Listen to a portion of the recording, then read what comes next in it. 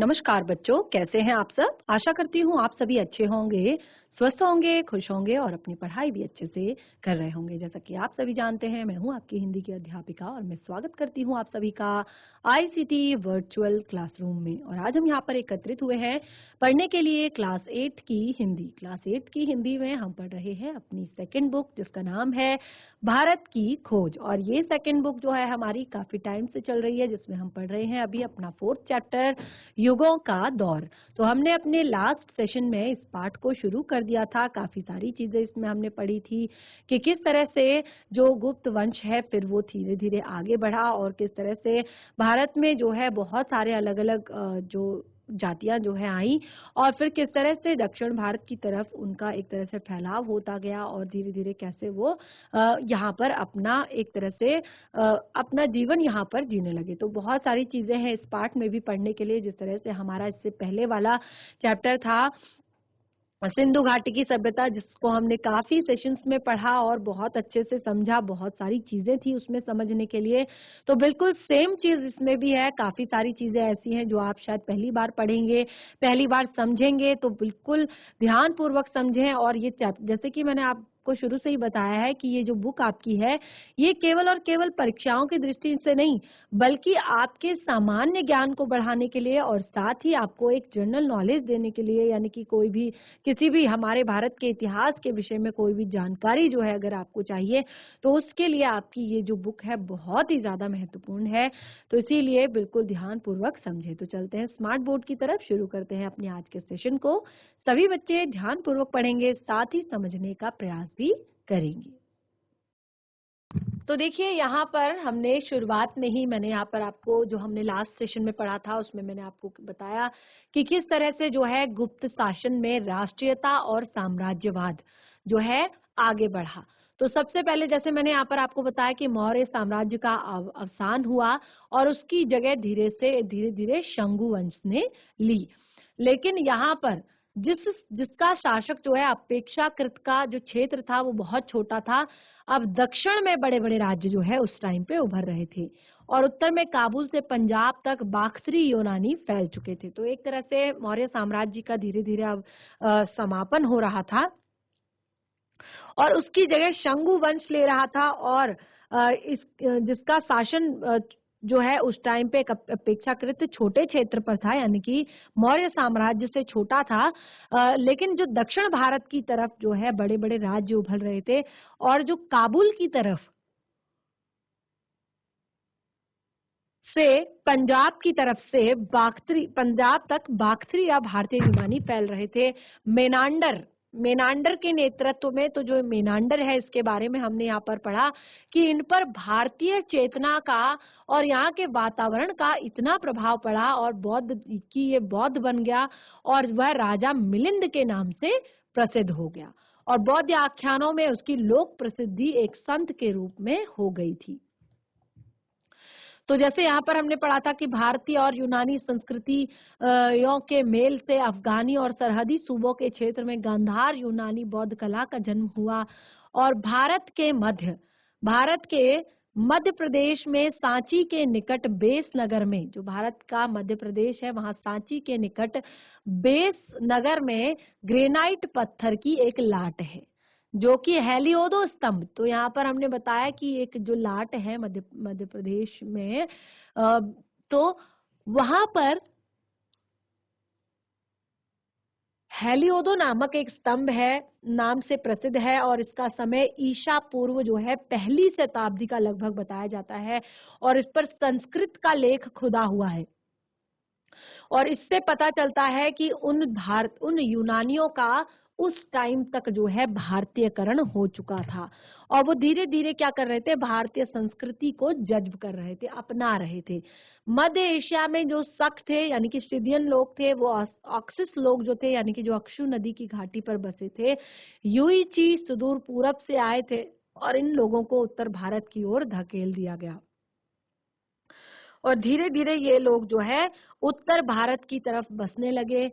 ये शक जो है वो बौद्ध हिंदू हो गए। युईचियों का एक दल कुषाणों का था और फिर यहाँ पर हमने कुषाणों के बारे में पढ़ा था कि किस तरह से जो यहाँ पर उत्तर भारत के बाद जो ये कुषाण थे, कुषाणों पर भी एक तरह से उन्होंने क्या किया, यहाँ पर जो कुषाण थे बहुत बड़े भाग पर उन्होंने अपना व्यापक और मजबूत साम्राज्य कायम किया। उनमें से कुछ एक ने हिंदू धर्म को अपना लिया और कुछ अधिकांश ने बौद्ध हो गए। और उनका जो प्रसिद्ध शासक था कनिष्क, उन बौद्ध कथाओं का नायक था जिसने महान कारनामों और सर्वज्ञानिक कर्मों का जिक्र किया गया है। तो इस तरह से देखिए उसको बौद्ध होने पर भी ऐसा मतलब लगता था कि राज्य धर्म का जो स्वरूप है, रूप जो है वो कुछ मिला जुला था, जिसमें जरथुष्ट्र के धर्म का योगदान दिया गया। और इस तरह से देखिए हमने काफी सारी चीजें यहाँ पर पढ़ी थी। और हमने सबसे पहले यहाँ पर जब बताया कि जब भारतीयों की मुलाकात जो है सिदियों से हुई, चीनियों से हुई, ईरानियों से हुई, बख्तरी यूनानियों से हुई, तुर्कियों से हुई, तो उस टाइम पे इनकी सबकी जो संस्कृतियां थी, सभ्यता थी, वो एक दूसरे को क्या करती थी, प्रभावित करती थी। और इसी के कारण जो है उन्होंने कहा कि आपसी प्रभावों के ही परिणाम स्वरूप मूर्तिकला, चित्रकला की एक सशक्त शैली ने जन्म लिया है। मूर्तिकला और चित्रकला की एक सशक्त शैली ने जन्म लिया है। इतिहास की दृष्टि से, इतिहास की दृष्टि यानी कि इतिहास जो बताया जा रहा है, इस जमाने में चीन और भारत के बीच पहले संपर्क हुए थे। इस जमाने में चीन और भारत के बीच पहले संपर्क हुए थे। और जब 464 ईस्वी में यहाँ चीनी राजदूत आ गए, उस समय पर चीन से भारत को जो तोहफे मिले, ठीक है, तो उस टाइम पे जो चीन से भारत को तोहफे मिले, वो तोहफे क्या थे, उनमें आड़ू थे, नाशपाती थे। और हमने कहा कि गोभी रेगिस्तान के किनारे किनारे तुर्फानी और कूचा में भारतीय, चीनी और ईरानी संस्कृतियों का अद्भुत मेल हुआ। और फिर देखिए कुषाण संप्रदाय के लिए हमने कहा कि वो किस तरह से दो महायानों में बट गया, महायान, हीनयान। तो यहाँ पर जो हिंदू थे, जो इस तरह के जो लोग थे, जो बड़ी बड़ी सभाओं में वो एक तरह से समस्याओं पर विवाद किया करते थे, तो वो इस तरह की बहसें जो है पूरे देश में होने लगी। इन विवादों में से एक सबसे अलग जो विशिष्ट दिखाई पड़ता था, वो नाम था नागार्जुन का, जो कि ईशा पूर्व की जो कहान पहली शताब्दी में हुए। और उनका व्यक्तित्व महान था और वो बौद्ध शास्त्र और भारतीय दर्शन के बहुत बड़े विद्वान थे। तो इस तरह से देखिए हमने यहाँ पर बताया कि महायानों के ही सिद्धांतों का प्रचार चीन में हुआ, लंका, बर्मा में हुआ। कुषाणों ने अपना भारतीयकरण कर लिया था। जो कुषाण थे उन्होंने भारतीयकरण जो है कर चुके थे। वो तब तक फिर भी राष्ट्रीय विरोध की एक अंतरधारा जो है उनके अंतरधारा उनके शासन के खिलाफ बराबर चल रही थी। बाद में जब भारत में नई जातियों का आगमन हुआ, ठीक है, उस टाइम तक तो सब ठीक रहा था, लेकिन जब बाद में भारत में नई जातियों का आगमन हुआ तो ईसा की 4वीं शताब्दी के आंगन में विदेशियों का विरोध करने वाले इस राष्ट्रीय आंदोलन ने निश्चित रूप ग्रहण कर लिया। एक दूसरे महान शासक ने, जिसका नाम भी चंद्रगुप्त था, हमने हमलावरों को मार भगाया। और इस तरह से 230 इस तरह से देखिए यहाँ पर क्या बताया है कि ये सारी चीजें यहाँ पर घुल मिल गई थी। और इस तरह से ईस्वी 320 में गुप्त साम्राज्य का युग प्रारंभ हुआ। अब देखिए यहाँ से गुप्त साम्राज्य जो है प्रारंभ हो चुका था और इस साम्राज्य में एक के बाद एक कई महान शासक भी हुए, जो कि युद्ध और शांति दोनों कलाओं में सफल थे। लगातार हमलों ने विदेशियों के प्रति प्रबल विरोध की भावना को जन्म दे दिया। अब देखिए जब एक ही चीज को बार बार हम उन पर हमला करेंगे या कुछ इस तरह से उनका विरोध करेंगे, तो फिर वो कुछ ना कुछ यहाँ पर जरूर करेंगे। तो इस तरह से उन्होंने इस चीज में वो सफल हुए और लगातार हमलों ने भारत विदेशियों के प्रति प्रबल विरोध की भावना जो है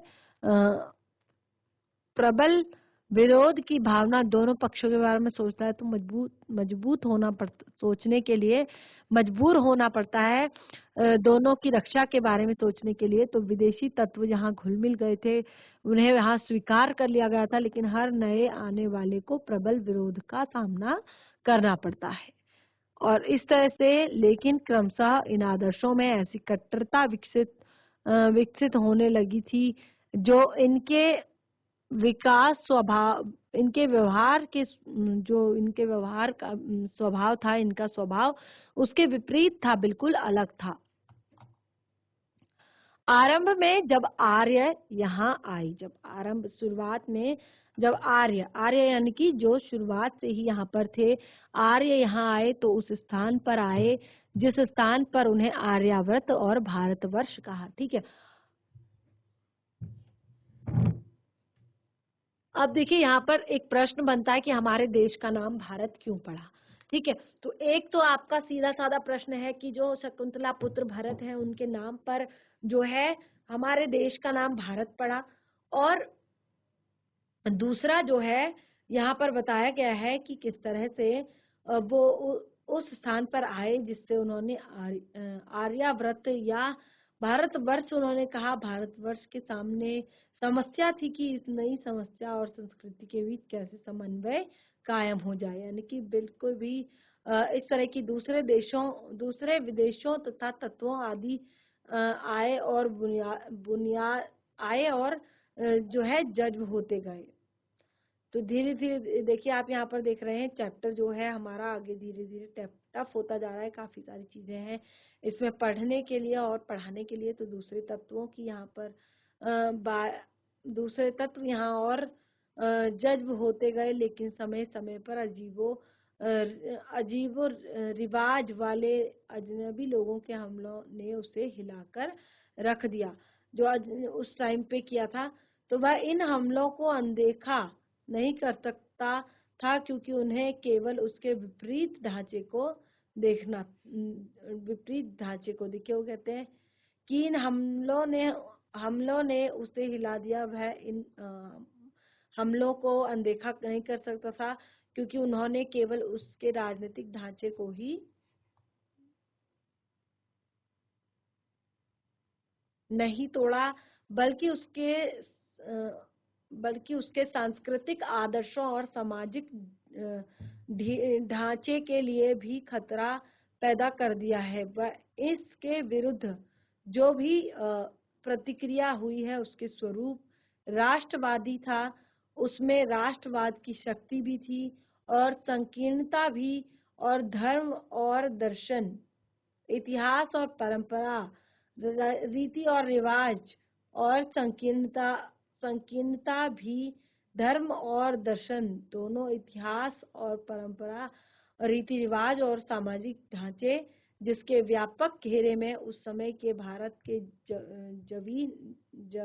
जीवन के सभी पहलू आते थे।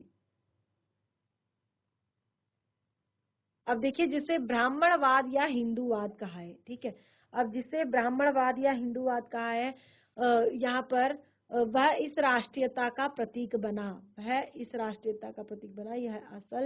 दरअसल राष्ट्रीय धर्म का था जिसे तमाम गहरी जातियां और संस्कृतियां प्रवृत्तियों की भांति प्रभावित होती हुई आज भी जो हर जगह जन्माष्टमी की बुनियाद में मौजूद है।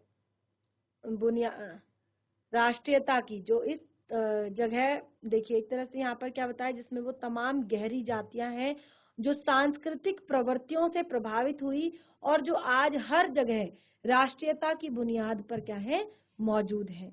जिस बौद्ध धर्म का जन्म भारतीय विचार से हुआ तो उसके लिए भारत वह पुण्य भूमि थी जहाँ बुद्ध ने जन्म दिया, उपदेश दिया और उनका निर्माण हुआ।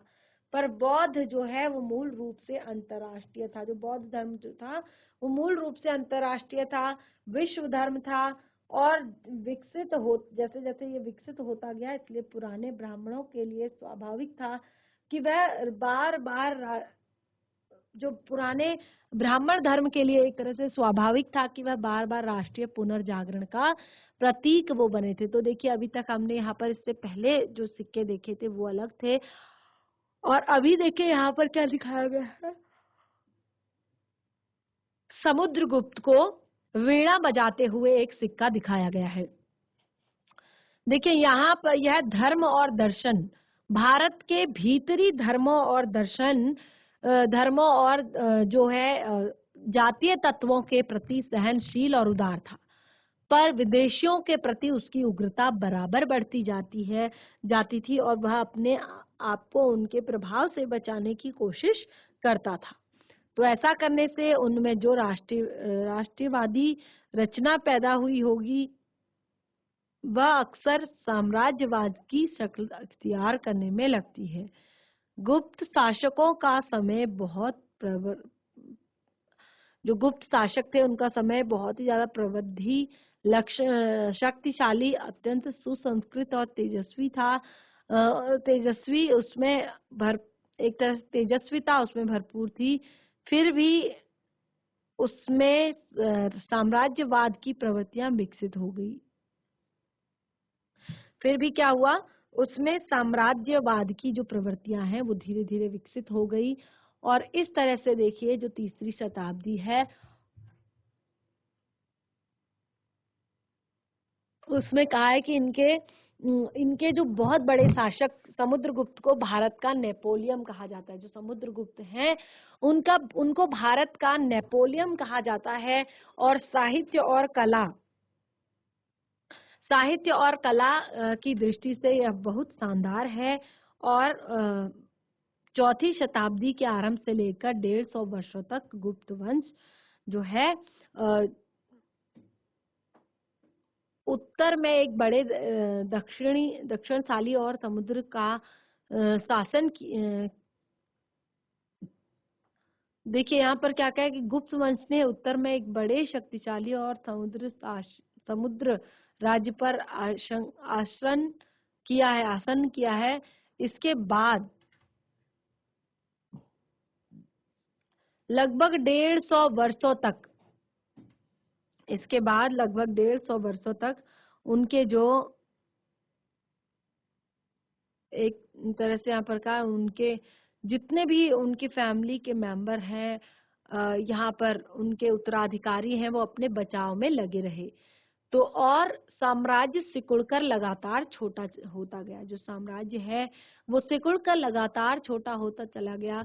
मध्यम एशिया से नए आक्रमणकारी लगातार भारत पर हमला कर रहे थे। जो मध्य एशिया थे वहां के जो आतंक व आक्रमणकारी थे वो लगातार भारत पर हमला कर रहे थे। ये गोरे हूण कहलाते थे और इन्होंने मुल्क में बड़ी लूटमार की। अंततः यशोवर्मन के नेतृत्व में अपठित होकर उनका आक्रमण किया और उन पर आक्रमण किया और उनके सरदार मिहिर गुल को बंदी बना लिया। तो यहाँ पर आप देख सकते हैं कि जो गोरे हूण जो उनकी मुल्क में लूटमार की गई, अंततः यशोवर्मन नेतृत्व में एक तरह से यहाँ पर संगठित होकर यानी कि इकट्ठा होकर उन्होंने आक्रमण किया। इन सबने क्या किया, इकट्ठा होकर आक्रमण किया और उनके सरदार मिहिर गुल को बंदी बना लिया। लेकिन गुप्तों के वंशज बलिदान ने उसके प्रति उदारता का व्यवहार किया और उसे भारत से लौट जाने के लिए कहा। उत्तर भारत में हूणों का शासन बहुत थोड़े समय के लिए रहा। जो हूण होते हैं उत्तर भारत में, उनका शासन जो है बहुत थोड़े समय के लिए रहा, लगभग आधी शताब्दी तक, यानी कि लगभग आधी शताब्दी तक ही उनका एक तरह से रहा। और वो कहते हैं उनमें से बहुत सारे लोग देश में छोटे छोटे सरदारों के रूप में कहीं चले गए। तो उस टाइम पे उन्होंने कहा कि देश के कुछ सरदारों के रूप में जो है वह चले गए। एक तरह से संपूर्ण एक तरह से कटपूर्ण हमला कर दिया गया, कपटपूर्ण यहाँ पर हमला कर दिया गया। तो देखिए, क्योंकि जैसे मैंने कहा भारत में हूणों का राज्य बहुत छोटे समय के लिए था, लगभग आधी रात्रि, और बहुत से लोग देश में फल छोटे छोटे सरदारों के रूप में यही खाते हुए कभी कभी परेशानी का सामना करते करते थे। और भारतीय जनमानस के समाज में जब होता जब होते जाते थे, इसमें से कुछ सरदार 7वीं शताब्दी के आरंभ में, देखिए जो यहाँ पर का है 7वीं शताब्दी यानी कि भगवान, देखिए यहाँ पर क्या कहा है कि किस तरह से उन्हें एक तरह से रोकना था कि कुछ टाइम पश्चात जो है आरंभ हो जाएगा कि ये सारी चीजें जो है आक्रमणकारी है या उनको दमन करके रोकने वाले हैं। कन्नौज के राजा हर्षवर्धन ने, जो कन्नौज के राजा थे हर्षवर्धन ने, उत्तर से लेकर मध्य भारत तक एक भीषण शक्तिशाली राज्य की कट्टर बौद्ध धर्म स्थापना की। और वो स्वयं जो है कट्टर एक तरह से बौद्ध थे। तो इस तरह से उनका महायान संप्रदाय अनेक रूपों में विकसित हुआ और भारत आया।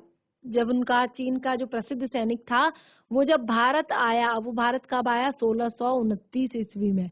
तो हर्षवर्धन कविता मैम और नाटककार, उसने तो यहाँ पर सभी के लिए, यहाँ पर देखिए बात जो यहाँ पर सारी चीजें की गई हैं कि किस तरह से अब वो ये सारी चीजें कैसे यहाँ पर की जाएंगी। तो एक तरह से ये परेशानी पैदा करने वाली थी और भारतीय जनमानस के खिलाफ जज्ब होता रहा, जिनमें से कुछ 7वीं शताब्दी के आरंभ में होते जाते हैं, जिनमें से कुछ सरदार 7वीं शताब्दी के आरंभ में आक्रमणकारी हो गए। उनका दमन करके कन्नौज के राजा हर्षवर्धन उत्तर से लेकर मध्य भारत तक सुर्खियां बहुत ही शक्तिशाली एक तरह से अनेक रूपों में हिंदूवादी से मिलता जुलता था। उन्होंने बौद्ध और हिंदू दोनों धर्मों को बढ़ावा दिया। भारत आया और हर्षवर्धन कवि और नाटककार था। उसने अपने दरबार में बहुत सारी जो है उज्जैनी को संस्कृति को होती है यहाँ पर। तो उन्होंने कहा कि जो है बहुत सारे साधु लेकर इकट्ठा होकर हमारे गांव जरूर आए, मैं तुम्हारी एक तरह से सेवा करूंगा। तो यहाँ पर जब आपने देखा कि किस तरह से वो कक्षा में इकट्ठे हुए हैं, कभी अपनी राजधानी उज्जैनी को संस्कृत की गतिविधियां बना रहा है, तो एक प्रसिद्ध केंद्र जो है वो बन चुका था इन गतिविधियों का।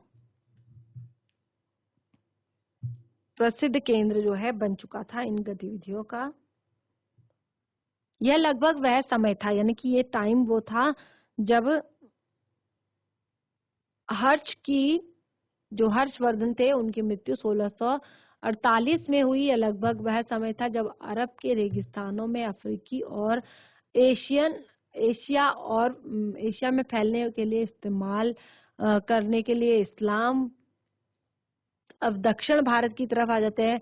तो देखिए भारत में जो मौर्य साम्राज्य था वो सिमटकर अंत तक हो गया और 1000 से भी अधिक समय तक बड़े बड़े राज्य फूले फले। तो देखिए यहाँ पर हमने क्या कहा कि जो दक्षिण भारत में मौर्य साम्राज्य के निकट जाकर एक छोटी सी जो है सिशी, यहाँ पर हमने कहा कि एक तरह से पूरे सिमट चुके थे दक्षिण भारत में। यहाँ पर हमने कहा कि रेगिस्तानों की ओर फैलने लगे और इस्लाम धर्म जो है सर उठा रहा था।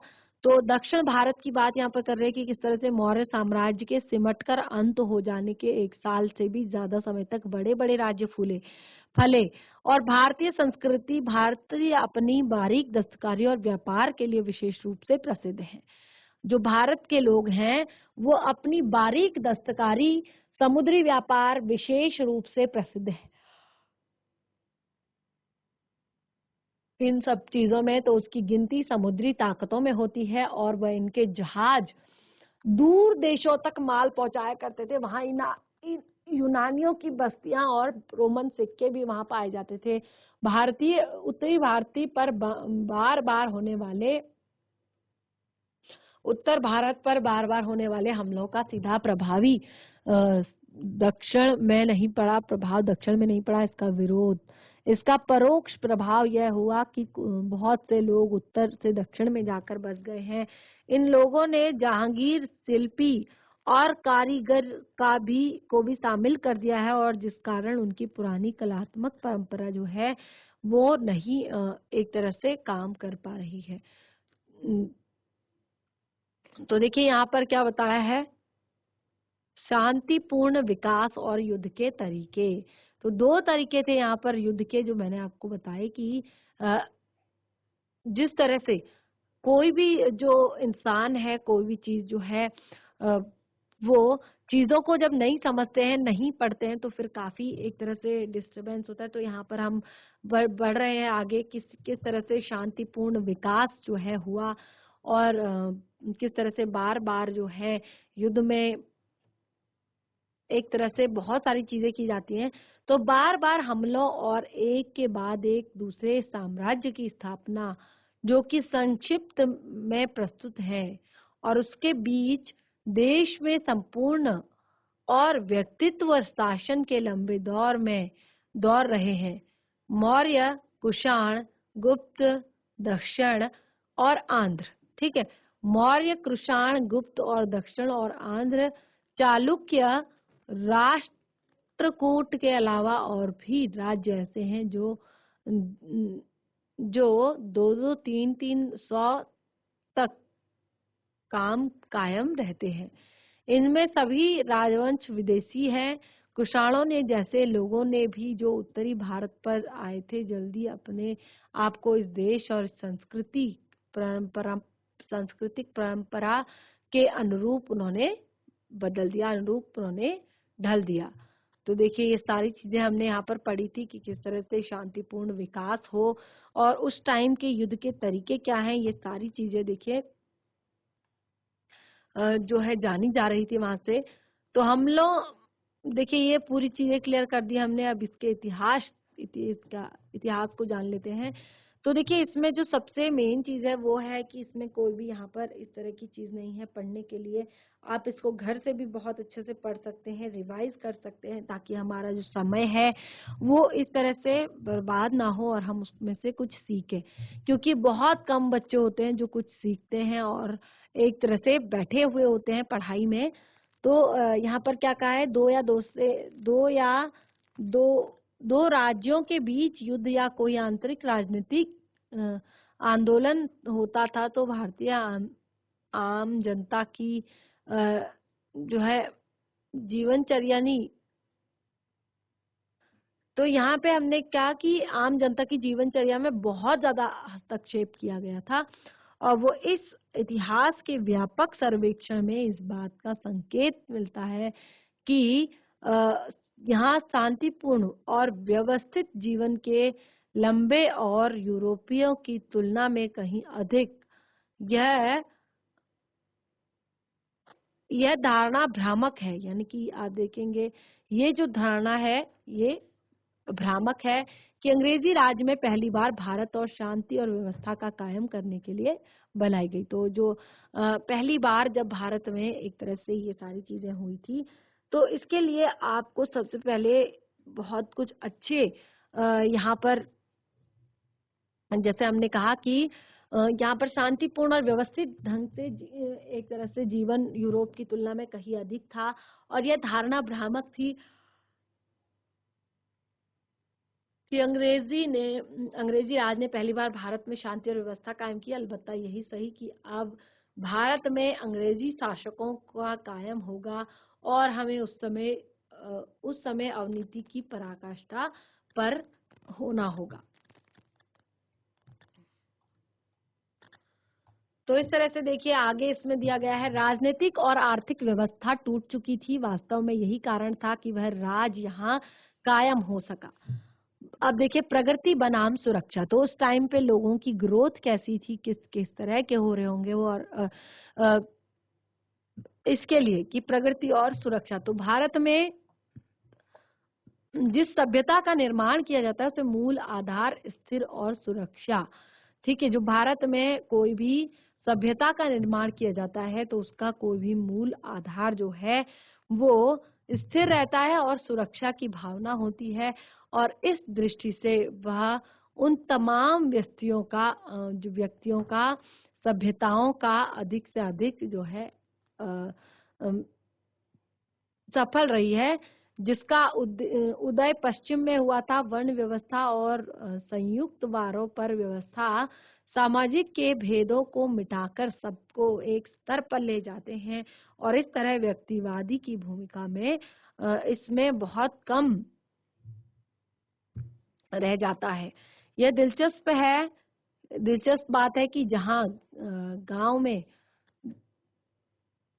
जहां पर वर्ण व्यवस्था के आधार पर सामाजिक ढांचे में इस तरह से एक तरह से डाल दिया जैसे पूरे गांव में जो है दो जो लोग होते हैं, तो यहाँ पर पूरा थोड़ा सा वर्ण व्यवस्था का भेद जो है आ जाता है कि इस तरह से परिवार सामाजिक ढांचे ने इस वर्ण व्यवस्था और संयुक्त परिवार पर आधारित सामाजिक ढांचे ने इस उद्देश्य को पूरा करने में सहायता की है, और यह इस तरह व्यक्तिवाद की भूमिका में बहुत कम रह जाती है। यह दिलचस्प बात है कि यहाँ भारतीय अत्यंत शक्तिशाली हैं और उनकी लगभग 60 व्यक्ति के विकास को लेकर, यानी कि उनके लगभग जो 60 व्यक्ति हैं उनके विकास को लेकर और अद्भुत चारित्रिक विशेषताओं के रिवाजों में कढ़ाई से पालन करना, जो कढ़ाई जो होता है मतलब एक तरह से कड़े रूप में पालन करना। तो यहाँ पर क्या बताया कि जो सामाजिक ढांचा था वो सामुदायिक था और उसमें सामाजिक समुदाय रीति रिवाजों का कड़ाई से पालन होता था।